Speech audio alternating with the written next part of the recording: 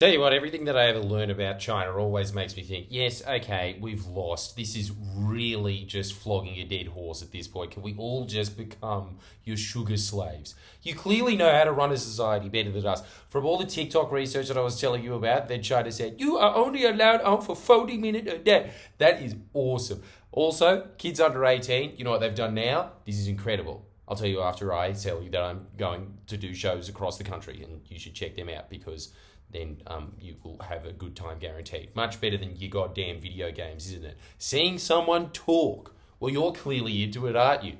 So you can't say shit. Well, you can say shit, and that's the great thing about living in a democracy. I really like democracy for the moment. But, well, like as soon as they're around, I think we all know my views. I'm pretty happy living in a dictatorship, frankly. I just like statues of baller men, the same one across everywhere, always making this pose. It's just nice art. It's way better than the contemporary statues that we have out here. It's like, oh, it's the blob. Interpret what you will in it. How about you make the statue of something, you lazy piece of shit? Well, I got very negative very quickly, which is actually what we're going to be talking about with the gaming thing, which is that China has banned video games for people under the age of 18, except for in very specific, precise hours. And you know why? Because old Winnie the Pooh was saying that, and how boss is this? How Chinese is this phrase? Video gaming is spiritual opium.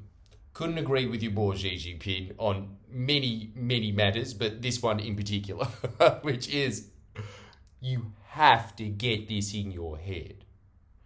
Let's just freeze frame out of all of it for a second and then just say, let me ask you this question. Do you think that video games are good for you? Now, I know that if you're heavily addicted, I know what your answer is going to be. This is boring. I want to play World of Warcraft or whatever it is you kids are playing these days. What's the really popular one at the moment? Pong.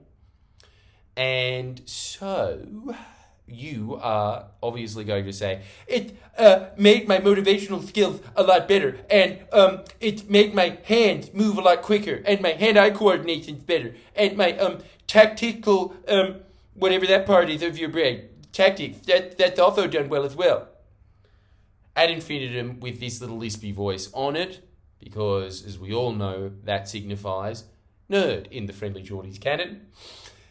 That's what you are. Get over it. But I think that you should reconsider your addiction. I think you should reconsider it because the research that is coming out about it is, as you would imagine, quite bad. Nowhere near as bad as TikTok. TikTok is all bad. YouTube's incredible though, by the way. I will get around to doing one about shit god YouTube.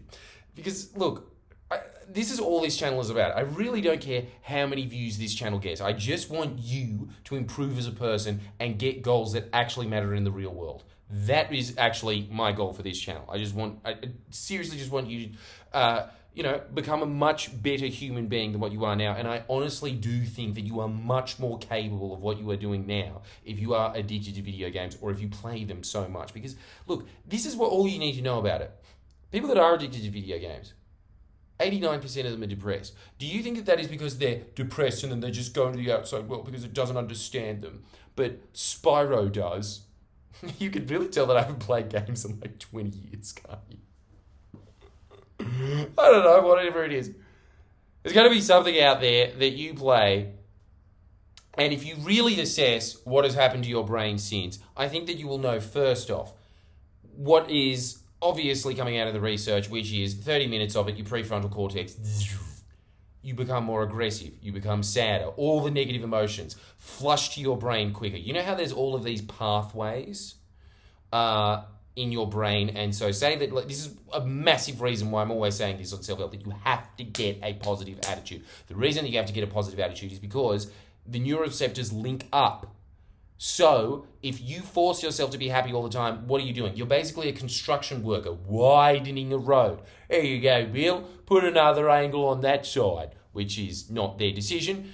Whatever. The state government, because it's a Labor government, decided to build some good infrastructure there. That's what's happening in your brain. When you are building out happiness, you are widening that highway so it becomes easier and easier and easier for your brain to be optimistic and happy, which really, at the end of the day, is all that you want. When you are going on those video games, what are you doing? I think that the most profound thing that I ever heard was my friend when I asked him, what do you do when you have regrets? And he said, I go play video games to distract myself for it.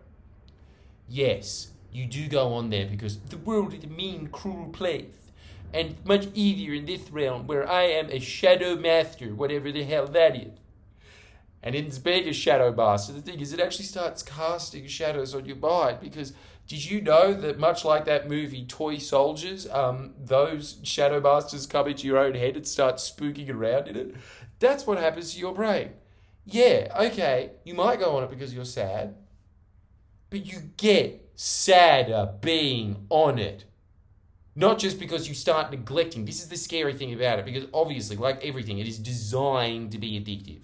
Think about that. The whole game's purpose is to keep you there and finish it so you go buy the sequel.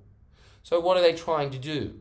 They're trying to make you not be like, this sucked, very disappointing, and move on to the next one. But don't you think that you see that with a lot of gamers? Don't you think that it is very, very rare, and that person rightfully so deserves to be rewarded on YouTube, that you come across gamers that are nice?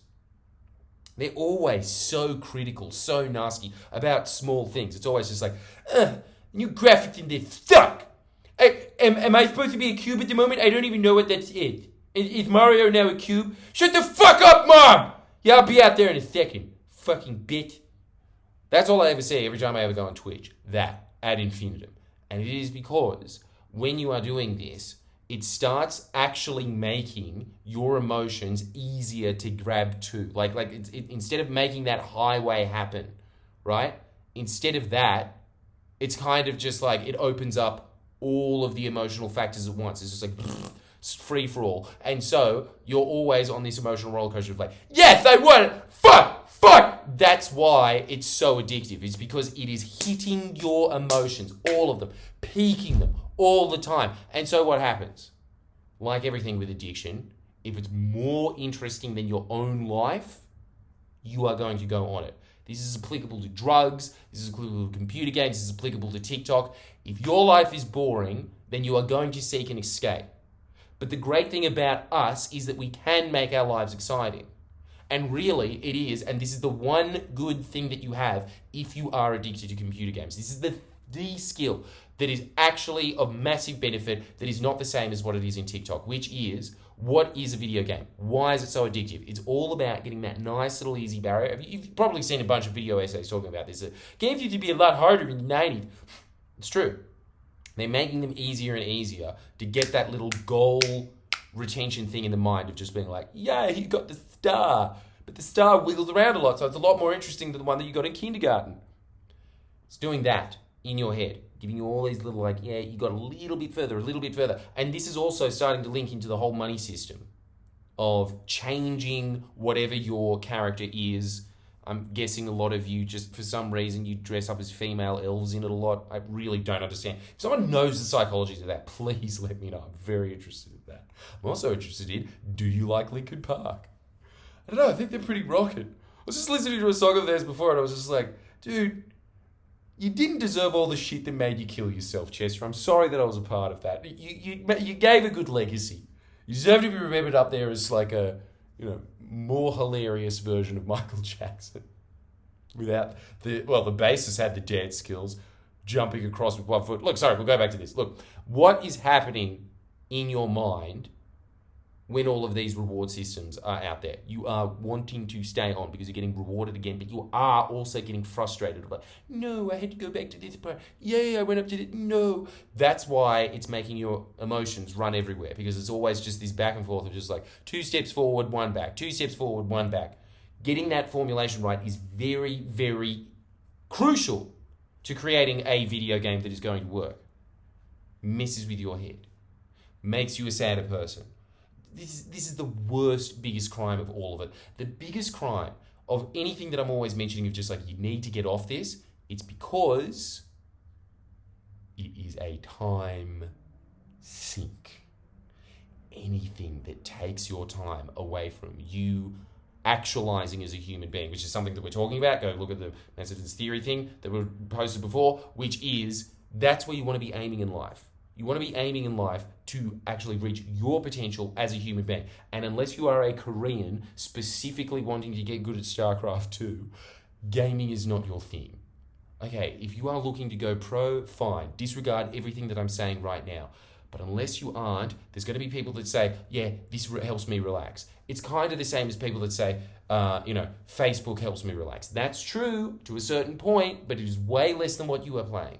I think the research for this it seems being the same thing when it comes to all of these things, when it comes to television, when it comes to TikTok, when it comes to video games, all of these passive activities. It's always the same, 30 to 40 minutes. After that, no value to your emotions whatsoever. All of it becomes negative. You become crotchety, you become grumpier, you become more depressed. And what does that do? Opens up and keeps those neural pathways more open, bigger. Instead of just making your neural pathway easier for you to be happy all the time. That is what you should be aiming for. Trying to put yourself in a positive mood all the time.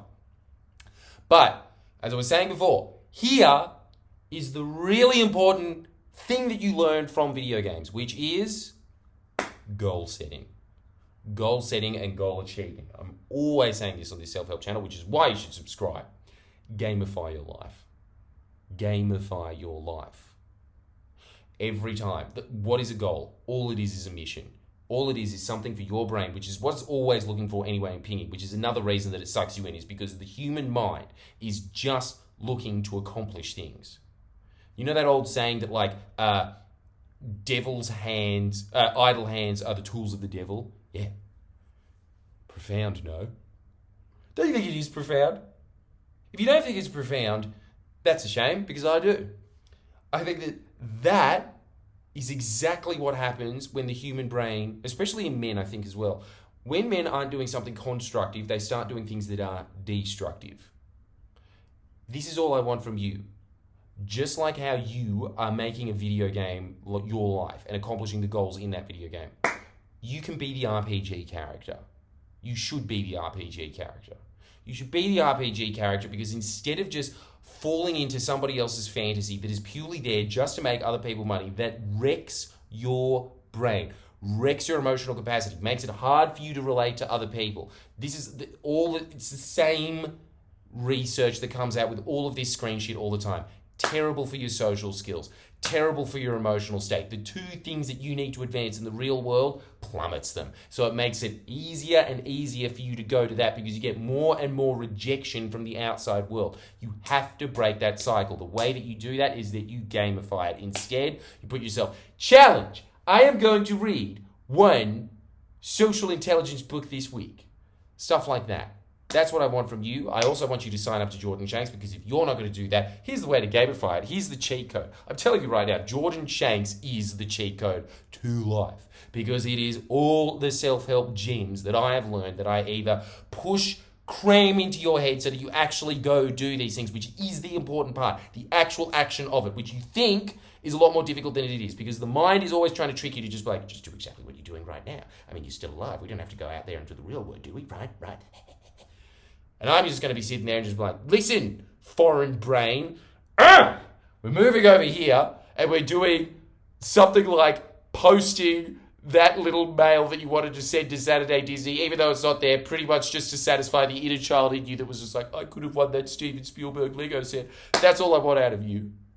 And I want you to sign up to Jordan Shanks for that reason. I'll see you next time. Don't play video games.